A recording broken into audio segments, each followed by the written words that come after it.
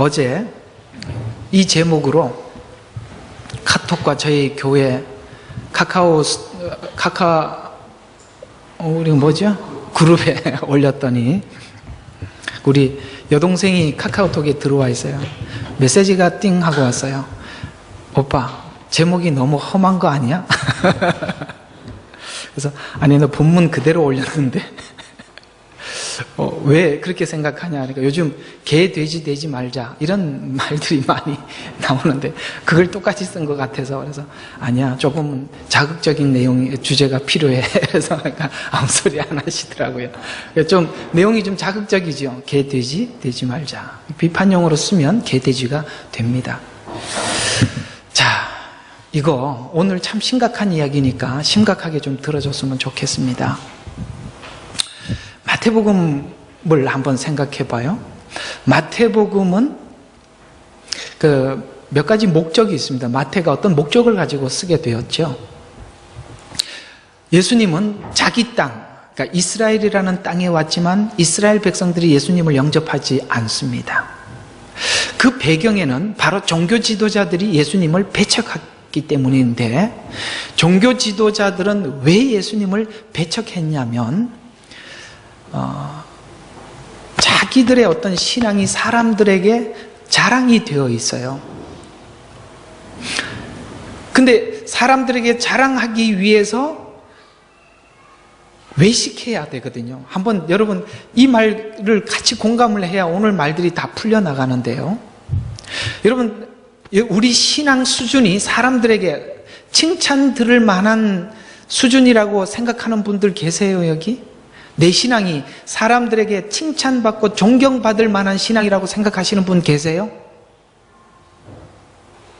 아마 이 땅에서 아무리 신앙생활을 잘해도 사람 앞에 칭찬받을 이유가 없는 것은 내가 누군 줄 알잖아요. 내가 얼마나 지저분한 줄 알아요.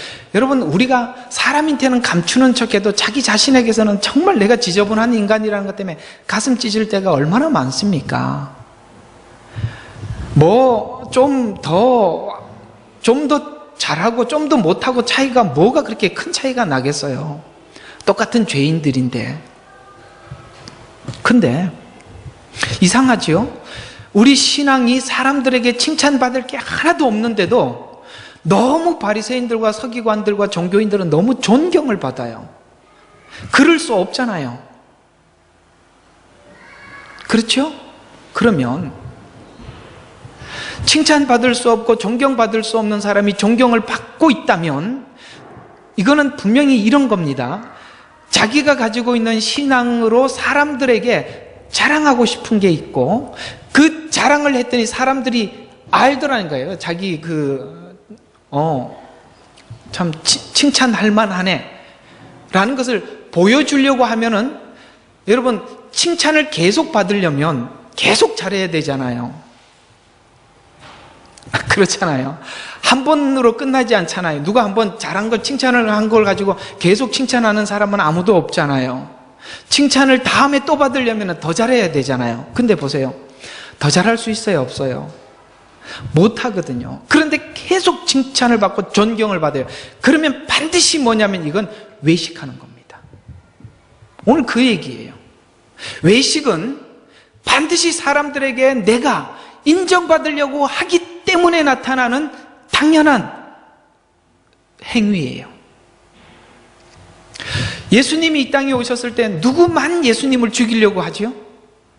그들은 예수님을 어떻게 죽일고 의논까지 했어요. 누가? 외식하는 자들이. 여러분, 우리 신앙에 외식이 들어오면요, 예수님은 들어올 자리가 없고 예수님을 어떻게든지 버리려는 생각밖에 하지 않습니다. 당신을 이렇게 만든 것은 예수님이군요. 주님께 감사를 합니다. 아니야, 내가 얼마나 노력한 줄 알아? 그러니까 자기를 드러내려고 하지 주님이 했다라고 생각을 하지 않습니다. 외식은요, 예수님을 배척하게 되는 아주 무서운 이유입니다. 그런데 저는 오늘 왜 이 부분을 굉장히 좀 심각하게 다루려고 합니다. 마태는 특히 이 부분을 굉장히 심각하게 우리에게 다루려고 애를 써서, 이 이야기는 마태복음 23장에 서기관과 바리새인들에 대해서 자세히 설명을 하고 있어요. 그 당시에 누가 바리새인들과 서기관들에게 비판적으로 글을 쓸 수가 있었겠습니까? 예수님도 그 말 한마디 했다가 얼마나 곤욕을 많이 치렀습니까? 그러나 마태는 그들에 대해서 적나라하게 23장에 표현을 하고 있거든요. 오늘 여기는 짧게 표현을 하고 있습니다. 너희는 개, 돼지다. 이렇게 표현하고 있고, 왜 개, 돼지인지를 23장에 쭉 설명을 할 테니까 그때 가서 자세히 풀겠지만, 오늘날 교회는 사실 이번 주 중인가 이재록 사건이 뭐죠? 그 뉴스에 나와서 우리야 이재록이가 이단이고 그런 인간이라는 거 알고 있었지만 세상 사람들이야 교회를 어떻게 생각하겠어요? 30년 동안 그 짓 했대요. 30년 동안. 아주 보니까 그 지저분해서 글을 읽을 수가 없어요. 그렇게 드러난 이단도 있지만 저는 그것보다 이런 이단은 참 심각하다고 생각하는데, 그건 이단이라고 판명되지 않는 일반 평범한 교회 안에서 성도들의 신앙을 외식하는 신앙으로 이렇게 가르쳐 놓으면 예수님이 그 속에 들어갈 자리가 없어요. 이건요, 여러분, 신앙을 외식하는 걸 보고 이단이라고 우리가 말한 적은 없어요. 그렇기 때문에 오늘 이야기는 굉장히 무서운 이야기란 말이에요.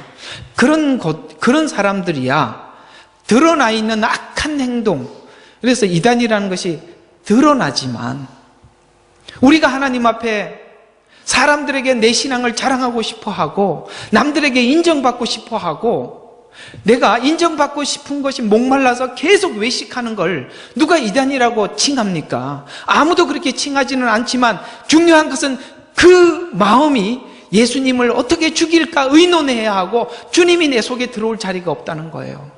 그는 분명히 오늘 여기에서는 이렇게 표현하고 있습니다. 외식하는 자들은 주님 구원받지 못한 자라고 이렇게까지 엄하게 설명을 하고 있는데 우리는 이걸 별 문제가 아닌 것처럼 여긴단 말이에요.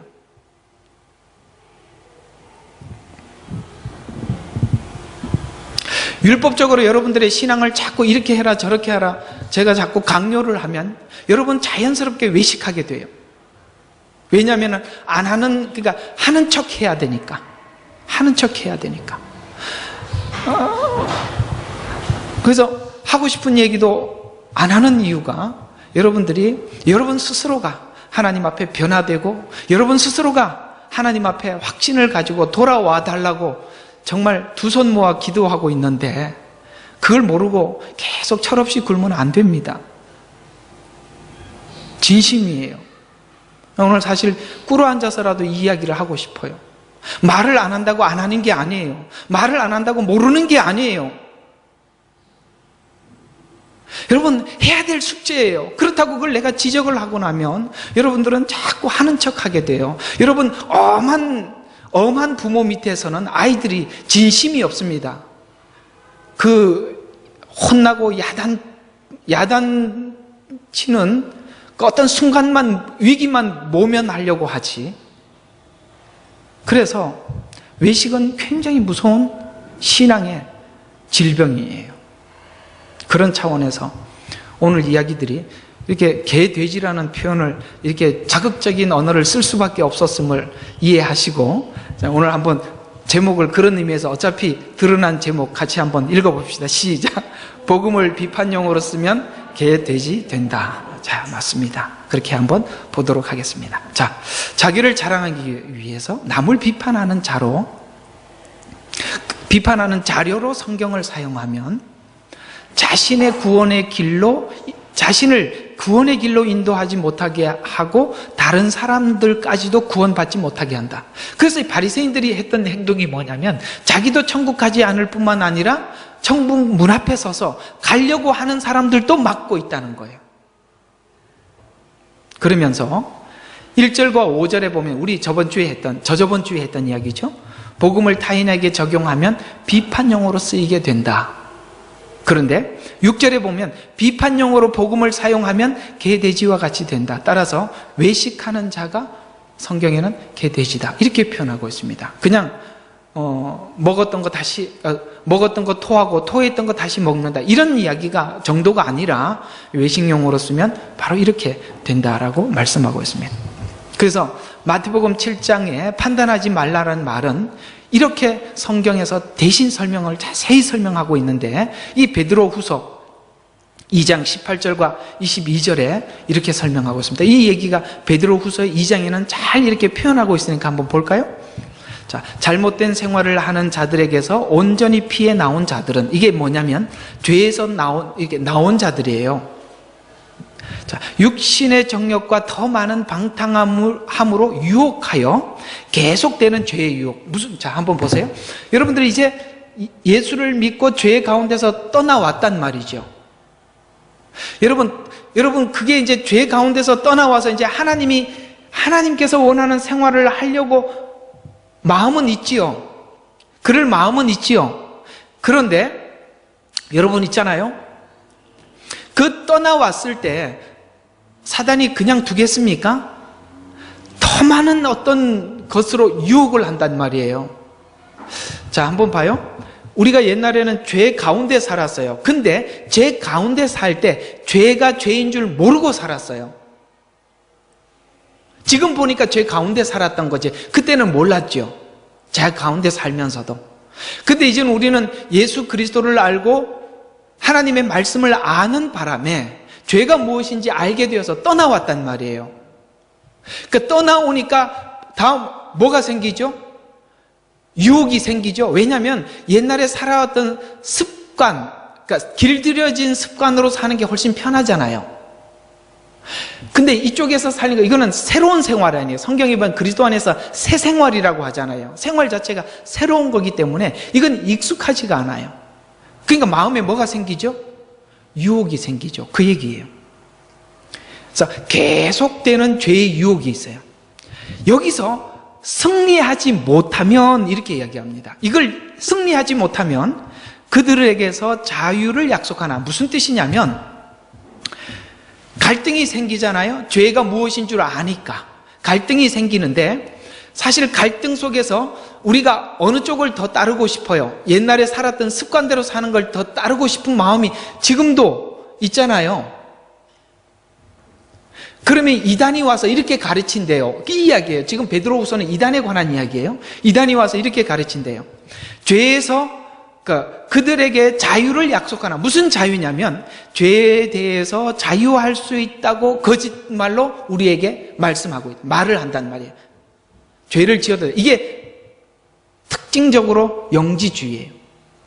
영지주의는 우리가 구원을 받았지만 혼이 구원받은 거야.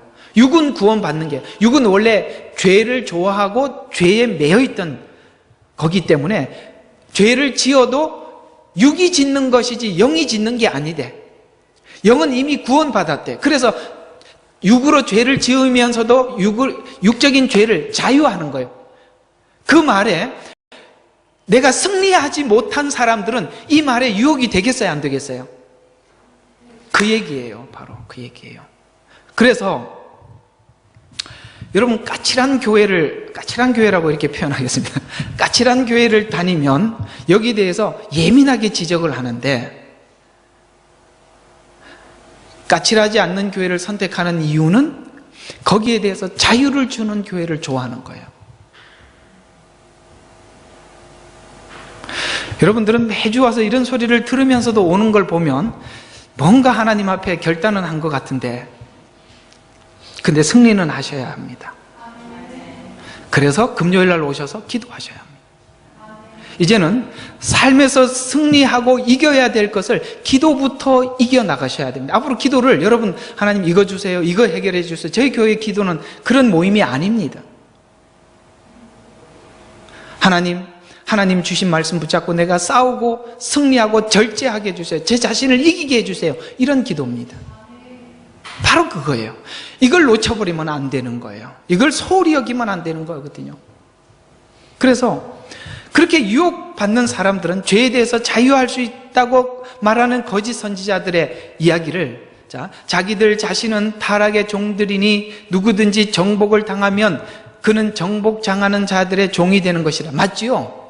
만약에 그들이 속여서 내가 죄에서 자유할 수 있대라고 이렇게 가르치는 그 가르침을 속아서 받아들이면 뭐가 되는 거냐면 죄에 다시 종이 돼 버리는 거죠.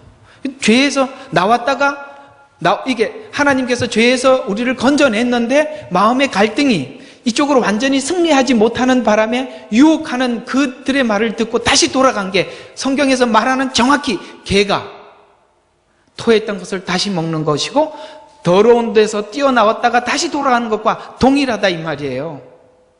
승리하셔야 돼요. 이게 계속 끌 문제가 아니라고요. 자, 계속 만일 그들이 주 곧 구주 예수 그리스도를 아는 지식을 통해 세상의 오염에서 피했다가 다시 거기에 말려들고 패배했던 그들의 나중 결과가 처음보다 더 악화되나니, 이게 뭐냐면 죄를 지으면서도 죄에 대해서 알면서 짓는 죄예요. 이게 옛날에는 모르고 지었잖아요. 지금은 이제는 알고 짓게 되잖아요. 그러면 뭐가 되지요? 더 악화된대요. 성경에 이 이야기가 나오죠. 깨끗이 소재되고 수리되었거든. 7 귀신이 들어가서 나중 형편이 지금 형편이 뭐죠? 이렇게 둘만 나오면 더 심하게 되었더라. 이렇게 하는 표현과 동일한 이야기입니다. 여러분, 우리 예수님에 대해서 전혀 모르고 예수님에 대해서 무조건 완강하게 거부하는 사람이 전도하기가 쉬워요? 아니면 이단에 빠진 사람들 전도하기가 쉬워요? 당연히 예수님에 대해서 차라리 완강하게 현재 거부하더라도 모르는 사람이 훨씬 낫다는 거 많이 느끼지 않습니까? 이 이야기예요. 그들의 나중 결과가 처음보다 더 악화됐단 말이에요. 그래서 이게 죄라고 설명을 하고 이해를 시키면 아니라고 팍팍 우겨대는데 할 말이 없어요. 그래서 의의 길을 알고 난 뒤에 그들에게 전수된 거룩한 계명을 저버리는 것보다는 알지 못했던 편이 더 나았으리라.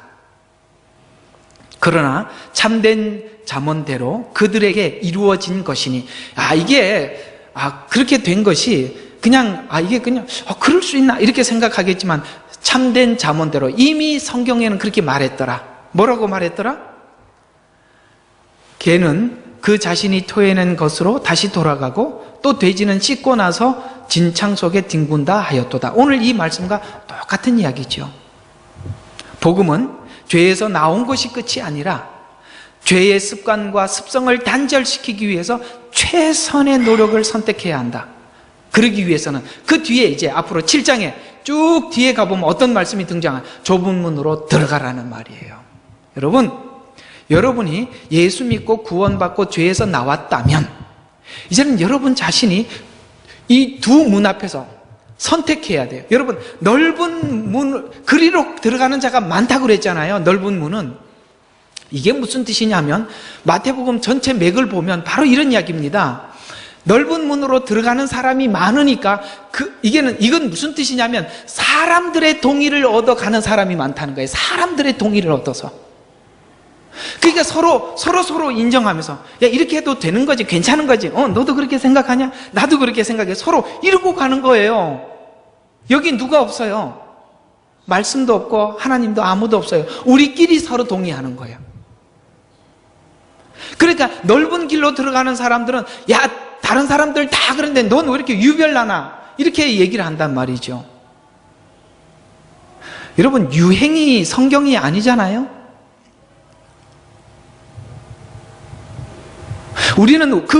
우리는 아무리 사람들이 교인들이 뭐라 그러지? 너무 보수적이고 또 뭐라 그러죠? 우리 들었던 얘기 좀 해봐요. 깝깝하다 그러고 막 그런 얘기를 하더라도 우리는 그렇게 살아야 돼요. 그걸 우리가 신축성 있게 성경을 늘렸다 줄였다 할 권한이 우리에게 전혀 없어요.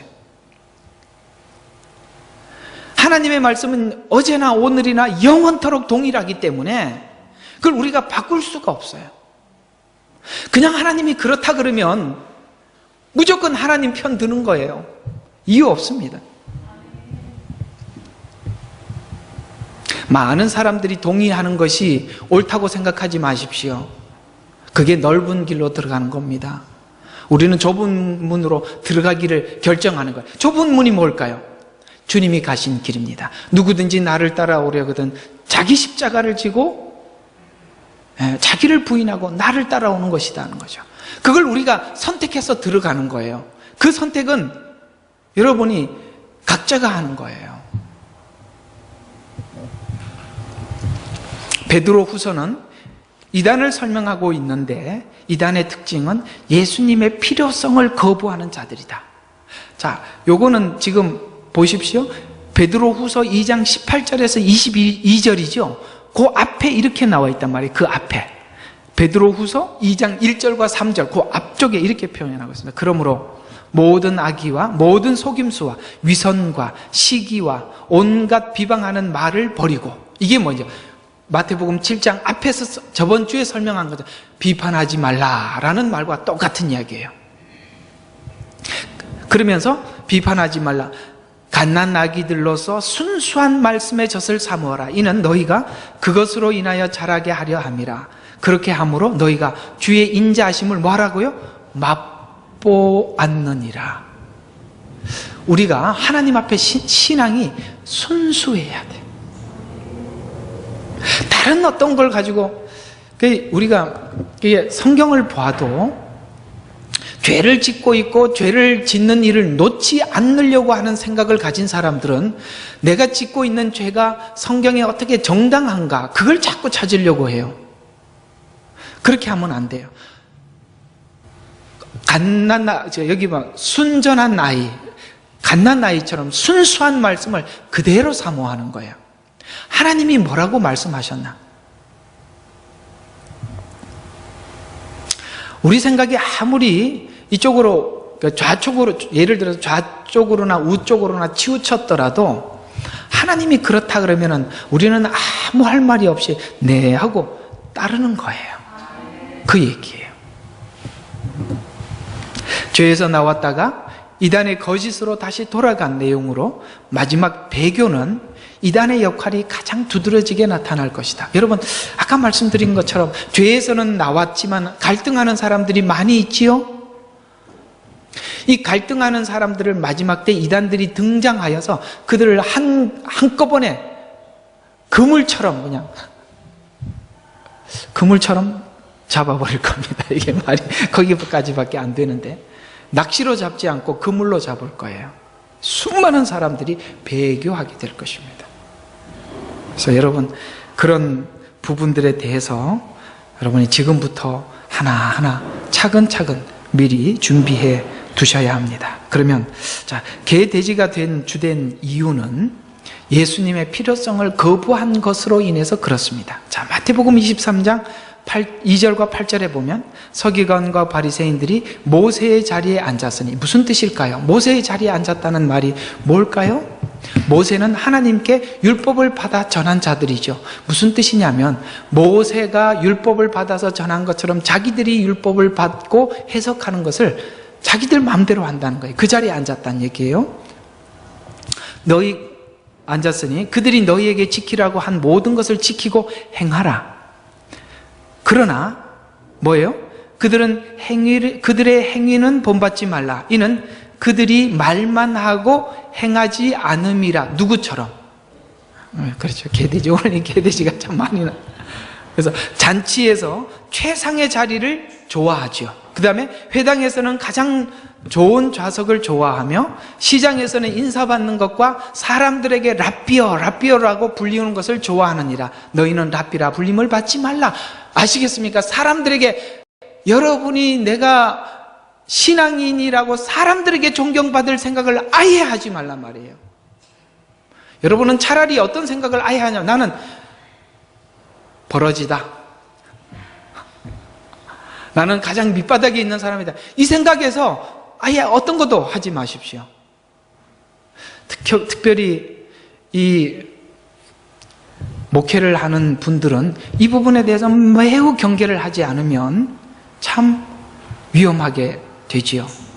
랍비라는 말을 듣고 싶어하고 존경받고 싶어하는 마음들이 우리에게 많이 생길 수가 있어서 그건 참 주의해야 될, 가르치는 사람, 바리새인과 서기관들은 가르치는 자들 아닙니까? 가르치는 자리에 있다 보니까 사람들에게 그런 소리를 많이 듣게 되고 그것이 자기 자신을 잘 관리하지 못함으로 인해서 참 교만해질 수 있습니다. 저는 그렇게 생각해요. 지금 많이 교만해져 있는 목사님들은 선교지에 가서 팔 걷어붙이고 고생 좀 하다 돌아왔으면 좋겠어요. 거기는 교만할 길이 전혀 없습니다. 아무도 알아주지 않습니다. 근데 우리 한국교회 정서상 우리 한국인들은 그런 데 대해서 참 고맙게 여기고, 사실 이런 게 있어요. 이 목회라는 것은 사신이거든요.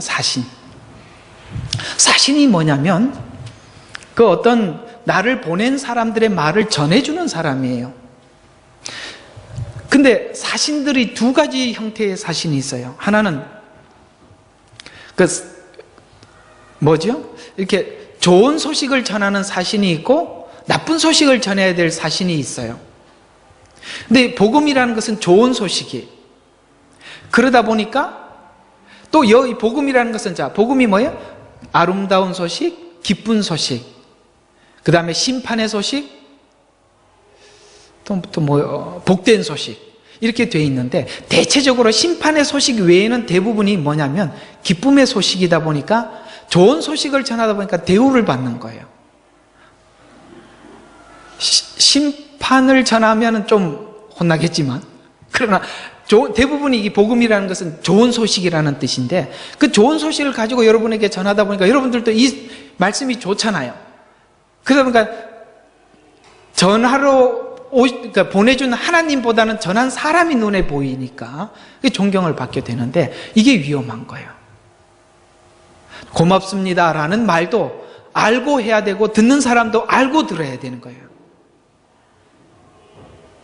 그런 얘기에 너무 익숙해 있게 되면 상당히 문제가 많게 되죠. 오늘 여기 뭐라고 이야기해요? 랍비여 불리는 것을 좋아하느니라. 너희는 랍비라 불림을 받지 말라라고 이야기하는 거예요.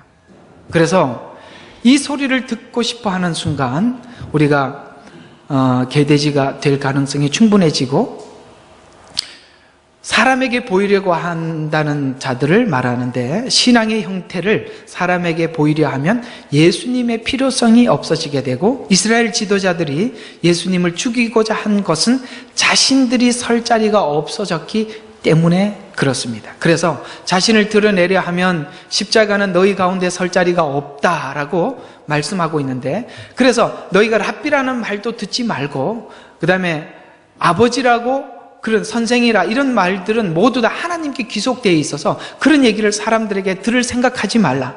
마태복음 23장 8절과 9절에 보면 너희는 랍비라 불림을 받지 말라. 땅에서 있는 사람을 너희 아버지라 부르지 말라. 너희 아버지는 한 분 곧 하늘에 계신 분이기 때문이라. 선생이라고 불리지 말라. 선생은 한 분, 그리스도이기 때문이라. 이렇게 사람들에게 존경받는 존칭어를 들을 생각을 하지 말라라고 성경은 말씀하고 있습니다. 선생과 아비는 그리스도밖에 없는데, 서로가 선생이라 지도자라고 부르면 서로가 서로에게 문을 닫는 행위가 된다. 저는 이게 좀, 여러분들은 어떻게 생각할지 몰라도 저는 이게 참 이상한 게, 국회에 내가 청문회 하는 걸 한번 들어보니까 꼭 이렇게 위원장이 이렇게 이야기해요. 존경하는 아무개 국회의원님께서 말씀해 주시기 바랍니다. 그래 끝나고 나면 또 저 사람이 이제 자기인데 어떤 말을 좀 반박하고 나면 기분 나쁘면 존경하는 아무개 국회의원께서 제게 존경합니까? 나는 그걸 왜 후렴처럼 붙이는지 이해가 안 가요. 교회에서 이런 일이 서로 존경하면서 겉으로는 존경합니다. 그렇지만 속으로는 뒤에 돌아서서 얼마나 욕하고 있어요. 이런 외식하지 말란 말이에요. 너무 앞에서 이야기하는 것과 뒤에 이야기하는 게 너무 다르지 않습니까?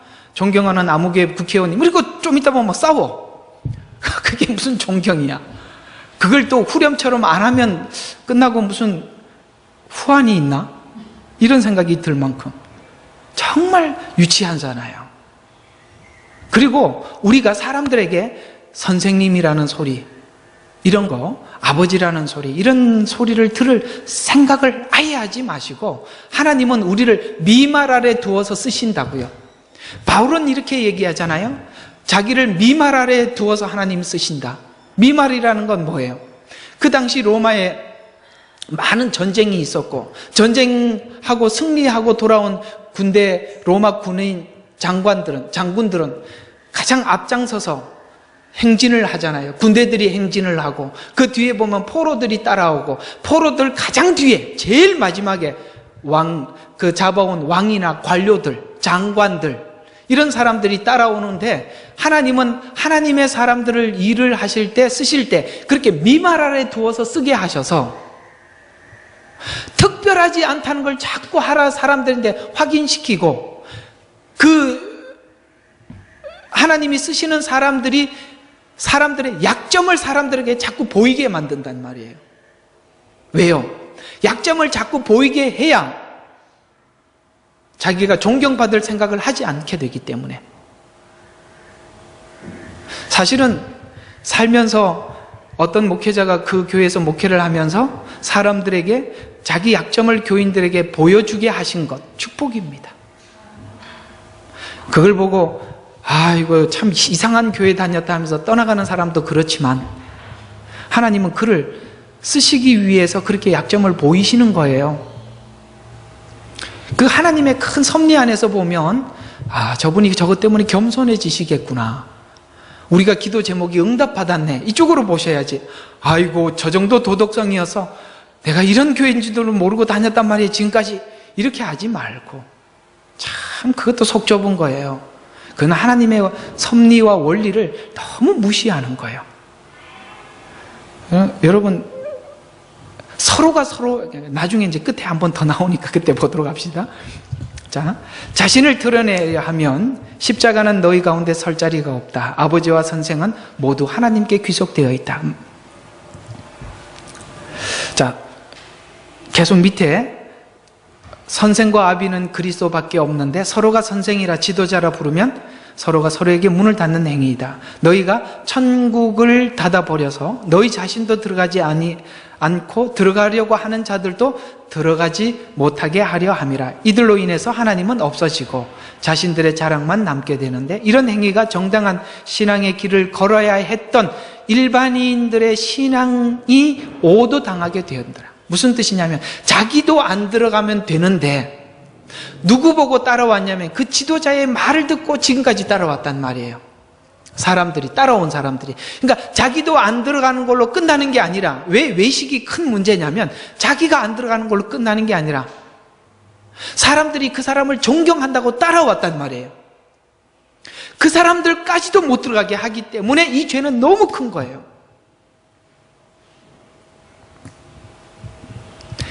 그래서 마태복음 23장 15절에 보면 개종자를 얻고 나면 너희보다 2배나 악한, 왜 2배라고 이야기하느냐면 듣는 자와 다음에 듣는 자들이 모두 다 이해가 가요? 그를 따라온 사람, 그 따라오면서 본 사람이 또 신앙을 또 그렇게 전수하는 바람에 그게 영적으로 흘러가서 폐나 지옥 자식이 된다 이 말이에요. 무섭죠? 복음을 잘못 전해서 복음을 몰라도 구원받지 못하지만 복음을 듣고 따라와도 이런 데 가면 구원받지 못한다는 거예요. 이건 구원받지 못한다고 단호하게 성경에 천국 문에 들어가지 못하고라고 분명히 말하고 있습니다. 들어가려고 하는 자도 들어가지 못하게 하더라 라고 이렇게 말씀하고 있으므로 참 우리는 눈여겨 귀를 담아 들어야 될 필요가 있습니다. 신앙이 예수로만 가능한 것을 놓치면 자랑으로 가고 예수만이 우리의 구원을 알면 자랑은 사라진다. 이 말 어떻게 공감하시죠? 바로 그 얘기예요. 자, 그러면 몇 가지 신앙 형태로 사람들의 경배를 받아냅니다. 자, 또 마태복음 23장 23절에 박하나 아니스와 커빈과 11조를 바치면서 이게 신앙의 형태지요. 이게 뭐냐면 작은 것들이에요. 이 작은 것들은 구별을 해요. 그러나 율법이 우리에게 요구하시는 것은 이런 작은 것까지 하나님 앞에 뭐 11조를 이렇게 내고 뭐 그다음에 헌신을 이렇게 하고 예배를 이렇게 드리고 이런 것을 그러니까 조목조목 써놓은 것이 아니라 율법의 근본적인 정신이 뭐냐면 봐요. 율법에 말하고 있는 공의, 자비, 믿음 더 중요한 것은 빠뜨렸기 때문이라. 율법이 말하는 것은 하나님 앞에서 이럴 때는 이렇게 하고 저럴 때는 저렇게 하라는 어떤 법을 설명하는 게 아니라 그 율법이 말하고 있는 정신, 그게 뭐예요? 자비, 긍휼, 은혜, 공의 이런 거예요. 그런 거는 빼버렸다는 거죠. 그러나 예수님은 이렇게 말씀하고 있습니다. 또 저것들을 저버리지 말아야 하리니 너희가 하루살이는 걸러내고 낙태는 삼키는구나. 속과 안을 먼저 깨끗이 하라. 그러니까 신앙의 형태를 갖는 것보다 우리 내면이 하나님 앞에 깨끗하고 변화되는 것을 더 중요시 여기라. 이렇게 말해요. 그렇다고 해서 11조나 예배나 이런 그 열매들, 형태들은 우리가 변화된 삶의 열매일 뿐이지. 그것이 신앙의 가장 중요한 중심에 서 있는 건 아니라 이 말이에요. 그러니까 이것도 하고 저것도 버리지 말으라는 얘기예요. 사람들은요, 이렇게 또 이게 이분화되어 있어요. 지금 이렇게 많이 보면 참 요즘 이게 예수 믿는 것도 이렇게 왜 이렇게 개성들이 다른지. 어떤 사람들은 여기 말하는 긍휼, 자비 이런 게 중요하다. 뭐 이렇게 하나님 앞에 격식을 갖추는 게 중요해. 꼭 교회 나가야 돼. 그래서 집에서 예배드리고 자기 맘대로 하는 사람들이 있어요. 그것도 아니라고 얘기를 하는 거예요. 이것도 행하고 저것도 하란 말이에요. 누구는 반대로 하나님 앞에 격식을 잘 차리는 것이 하나님 앞에 신앙 생활이다라고 생각해서 그냥 정해놓은 시간에 예배하고 기도하고 이런 거는 철저하게 하는데 어떤 자비와 은혜와 긍휼 이런 거는 하나도 없고, 어떤 사람은 자비와 긍휼 이런 거는 강조하면서 형태와 격식은 하나도 없고, 이게 도대체 이게 뭐가 뭔지 모르겠어요. 예수님 하시는 말씀 잘 기억하시기 바랍니다.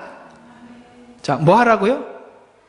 너희는 이것들도 마땅히 행하고 또 저것들도 버리지 말아야 하리라. 너희가 하루살이는 걸러내고 낙타는 삼키는도다.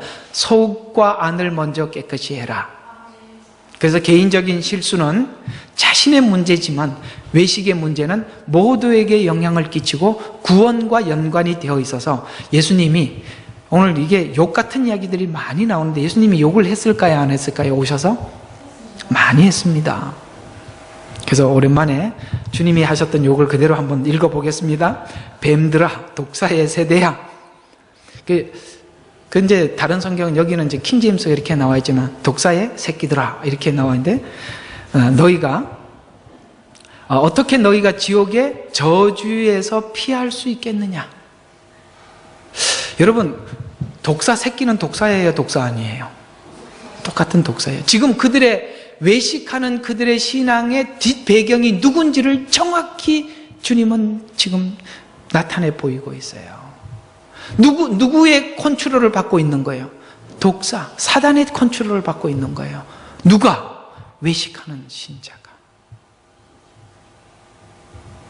예수님 생애에 외식이 있었을까요? 하나님 생애에 외식이 있나요? 전혀 없습니다. 전혀 없는 게 왜 생겼죠? 누가 만들었을까? 이런 것들이 교회 안에 들어오면 참 무섭습니다. 그래서 어떤 분들이 이런 이야기를 합니다. 그러게 이 교회 저 교회 많이 다니시면서 설교를 많이 하신 분인데 이런 이야기를 하는데 처음에 내가 무슨 얘기인지 한참 듣고 한참 생각하고 나중에 알았어요. 자기는 많은 교회를 다녀보니까 그 교회의 분위기만 보면 이 교회가 어떤 교회인지 금방 안 돼요. 그래서 대표적으로 이런 얘기를 합니다. 어떤 상의를 할 때 그룹마다 모여서 저쪽에서 이쪽 사람들 오지 못하게 하고 저쪽에서 모여서 이야기하는 사람들 오지 못하게 하고 자기들끼리 모여서 수근수근 말하는 교회는 참 문제가 많은 교회래요. 어떤 서로 토의하고 논의해야 될 부분들을 교회 안에서 그대로 공개해서 함께 토론하지 못하는 교회. 파가 많아서 그래, 파가. 아볼로파, 바울파, 게바파, 예수파 이렇게 나누어져 있어서 뭘 하나 하더라도 수군수군 하는 거예요. 그건 뭐냐면 그만큼 병들어 있는 증거입니다.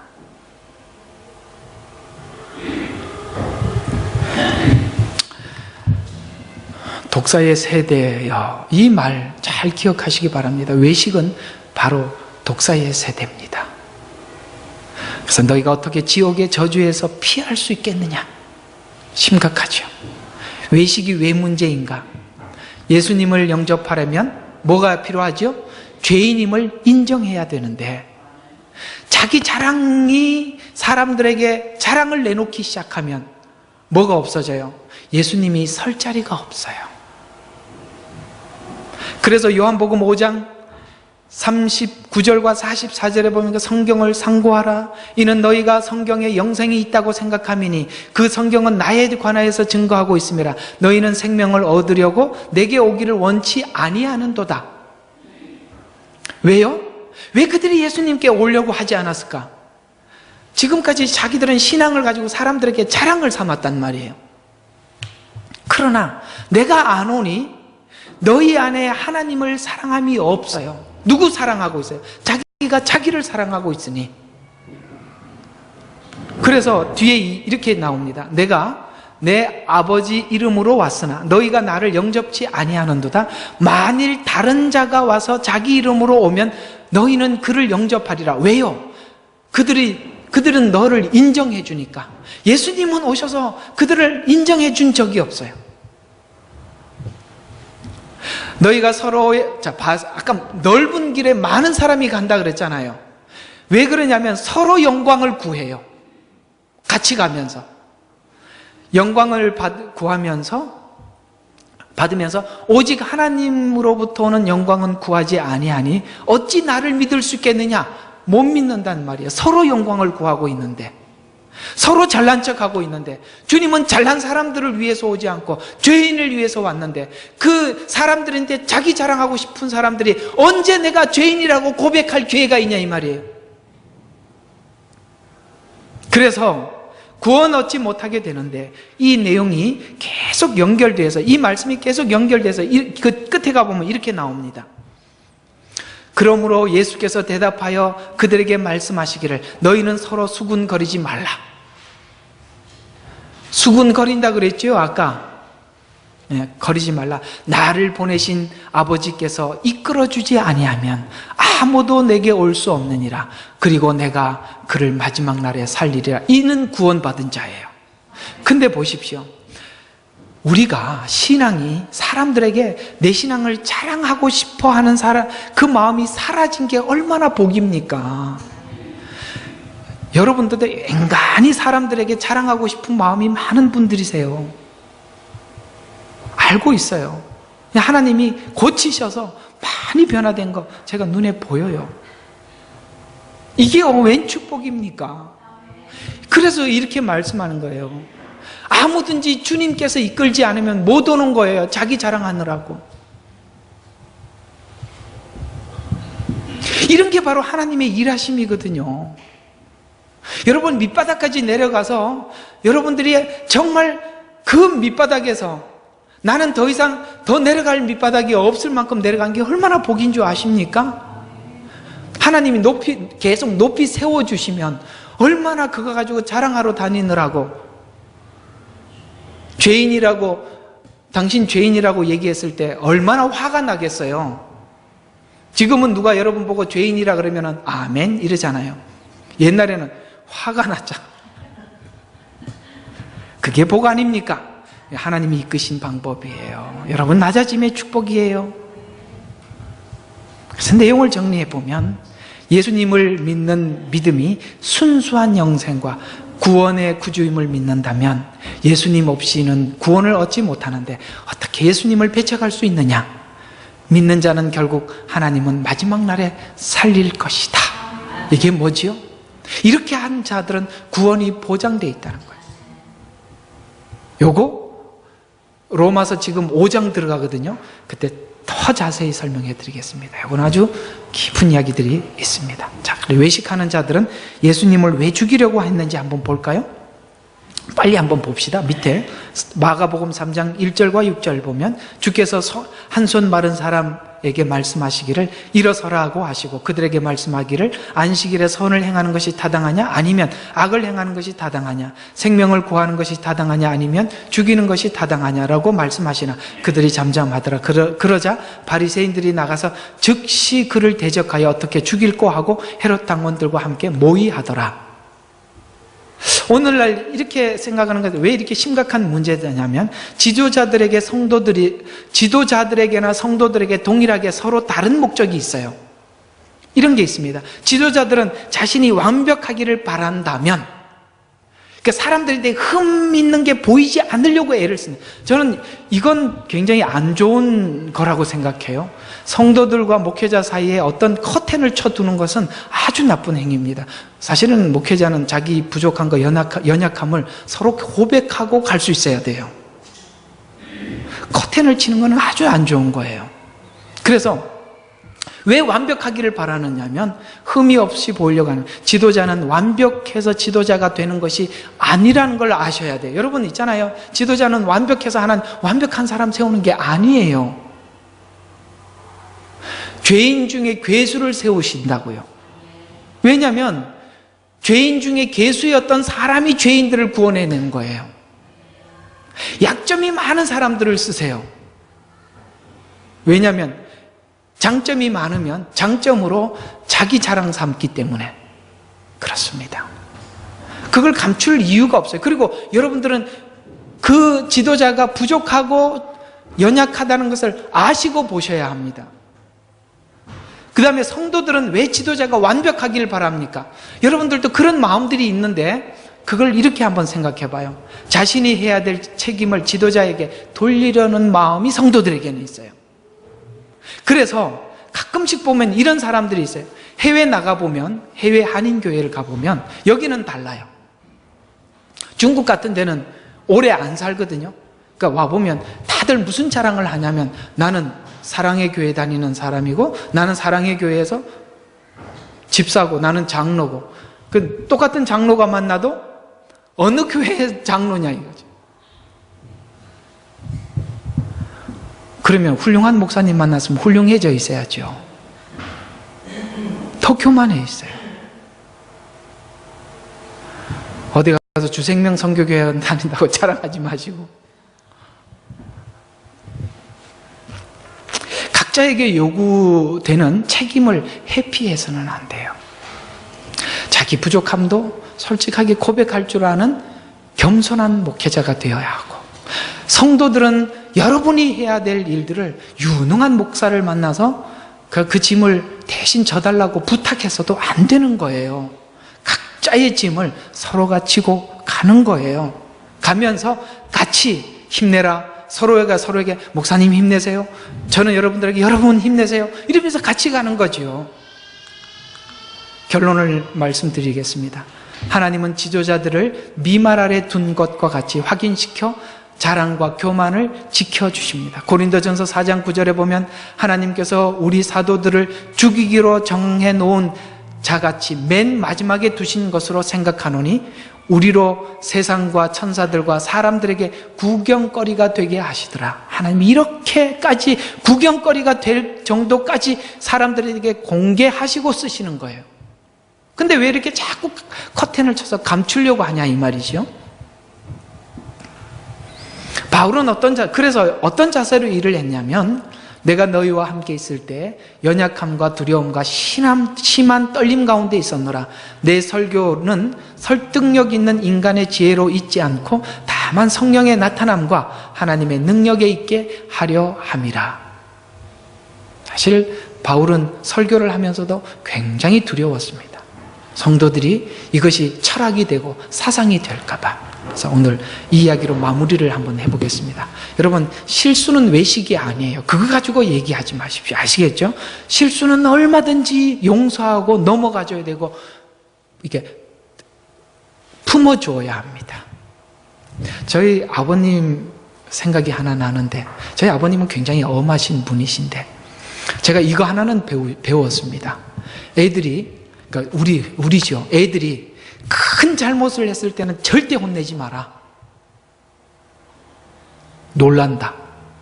근데 저희 아버님은 작은 잘못에서는 굉장히 혼내셨어요.